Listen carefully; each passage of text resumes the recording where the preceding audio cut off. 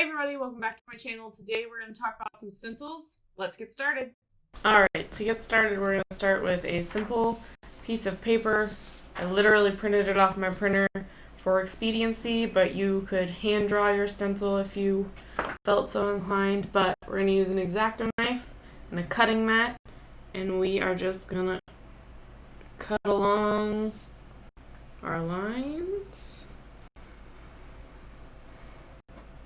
Now remember, the black part of the stencil is the stencil that you want to cut out. You want to make sure you keep all those white pieces for your connections so that when you put it down to make a stencil, it shows this part that you're cutting out.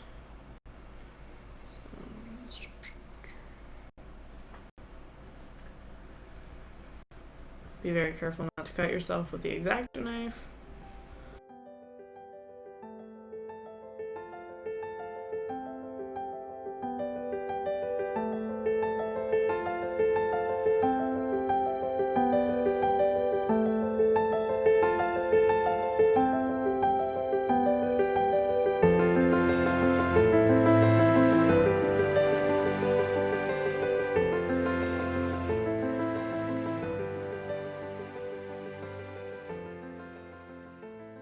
Alright, there you have it. Nice, easy stencil with an Exacto knife. That is one way to do it. Like I said, we printed this on the printer, but you can always draw it or whatever you want to do. Now, it doesn't just have to be letters. Our next one is a paper stencil that we also printed on the printer. This is a flower.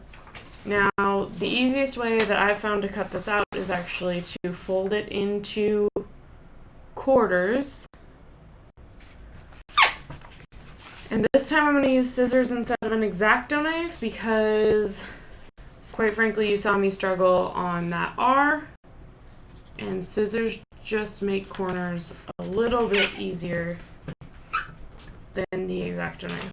So what we want to do, again, we're trying to cut out the black area and leave the white. That'll give us our nice, pretty stencil. So let's go for it.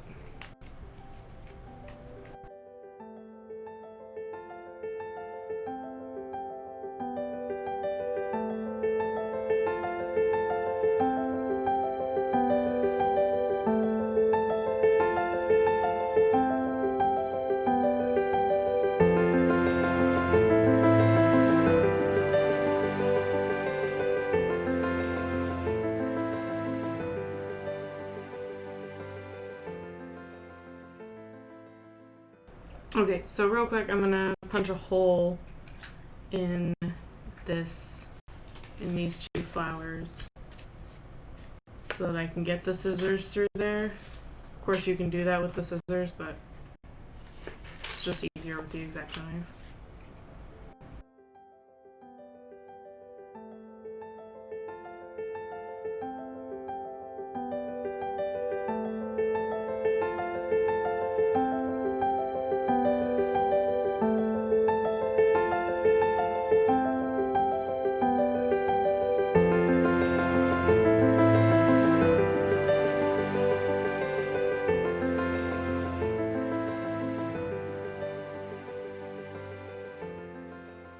So now we have a very nice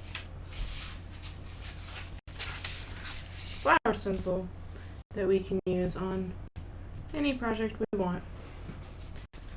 Alright, so those are two paper stencils being cut with scissors and Exacto knife. If you do the Exacto knife, it is great to have a cutting mat so you don't cut up whatever you're cutting on. So now we're going to move on to my new favorite kind of stencil. It's an adhesive stencil. We're going to use my Cricut Maker to cut it, and that will allow us to make an adhesive stencil, which lets us stick it to our surface. Easier than a paper stencil in my opinion because you don't have to tape it to the surface. So what we want to do is we want to get our vinyl, we want to get it all laid out on the mat, and then make sure that we have the right size and everything. that's ready for us. So now we're going to want to make it on Cricut Design Space. So here we go. Now we're going to open up Cricut Design Space. Obviously mine's already open, and a new project. We're going to start by making a text box so that we can type what we want to do. My first words are going to be have courage.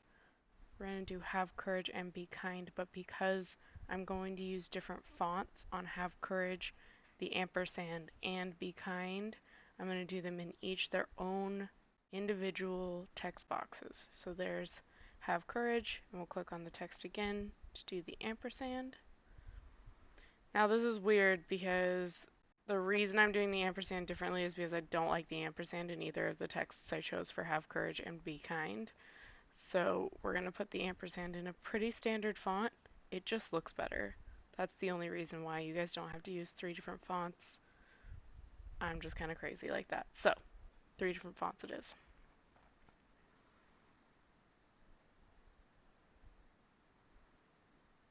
Alright, now that we have everything typed out, we're just going to place it so that I like the way it looks. Kind of get it laid out. This is going to change several times since I'm going to mess with the spacing a bit on the words. But getting it lined out initially just helps with how it's going to look overall in the end. Make be kind a little bit bigger to go with have courage. And now what we're going to do with be kind is we're going to ungroup it. Since it's a script font, we want to move the letters closer to each other. So on B, there's no tail for the E to connect into the B, but we're going to move it a little closer to the B. And then for kind, all the letters have a natural tail. So the K does. So we're going to move the I so that it joins with the K. And then we're going to move the N so that it joins with the I. We're just going to make it an actual script font since it doesn't type all welded together. We're going to make it look like it did.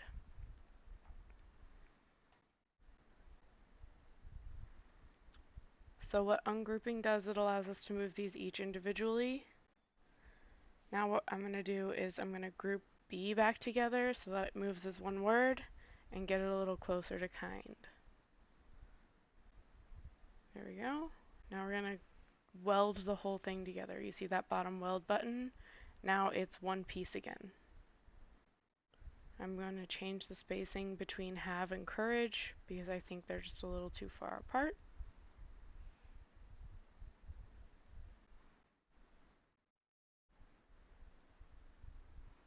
Now we're going to line everything up.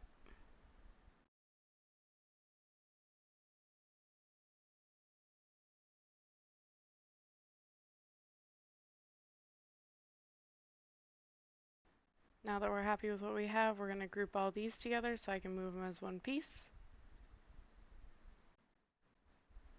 There we go. Put that over there. I'm going to make a square that's the size of my piece that I'm going to put this on, which is a 12 by 12. So I'm going to make it a 12 by 12 square just so I can see the sizing, see how it's going to look. I'm going to line that up in the corner and drag it out so that it is a 12 by 12 square. There we go. Now I'm going to move this forward so that it lays on top of that square.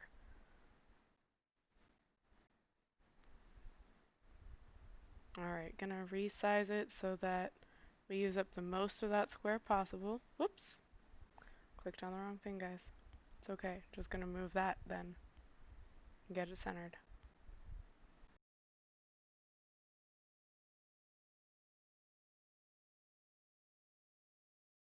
Yeah. That's gonna give us maximum coverage on the piece we're gonna put this on. So now that I'm happy with that, I'm gonna resize the square behind it because this is what we're gonna make our stencil out of. This is going to allow us to bring the size down and use a less amount of vinyl.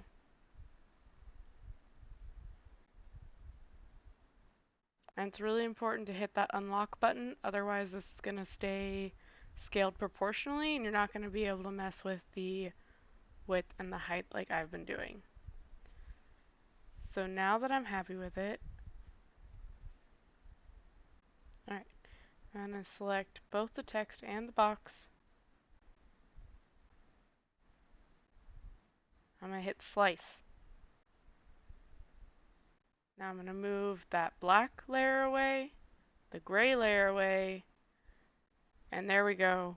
We have the stencil.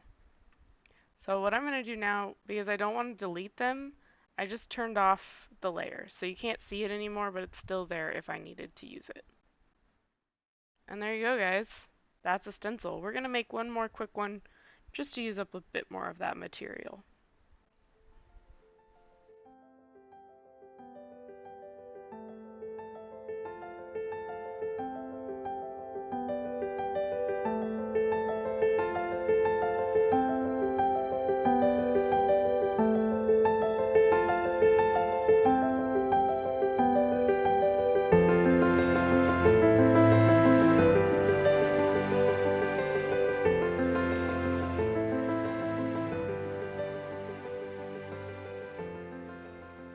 Alright, now that both of those are done, we're going to click Make It.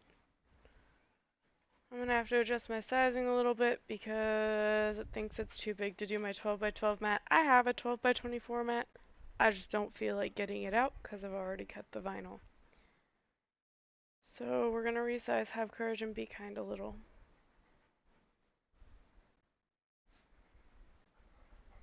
Keep in mind on a 12 by 12 mat, it really only cuts at 11.5 by 11.5. So that extra ½ inch you don't actually have space for. But now that we're here, we're going to make it. Give it a second while it connects to my maker. There we go. Set the material. We are using vinyl, so you make sure that's clicked. Yep, we're just going to use standard tools. So we're good there. So we're going to press the button on the maker to load the material. We're good there. So now we're going to hit go.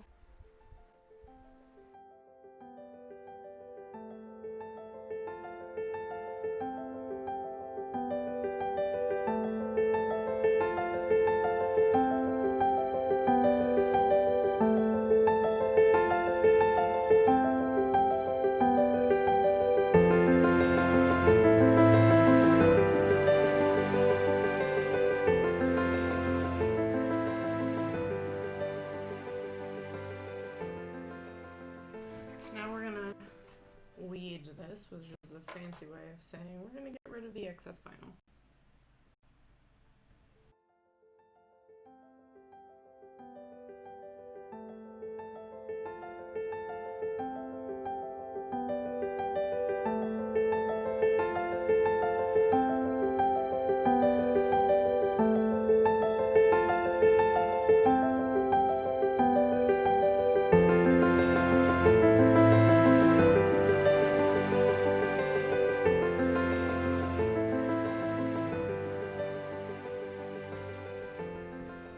Okay, so now that that is weeded, we're going to use some clear transfer tape. This will allow our stencil to be placed wherever we want it, keeping all of these little pieces intact and lined up where they're supposed to be. What we're going to do...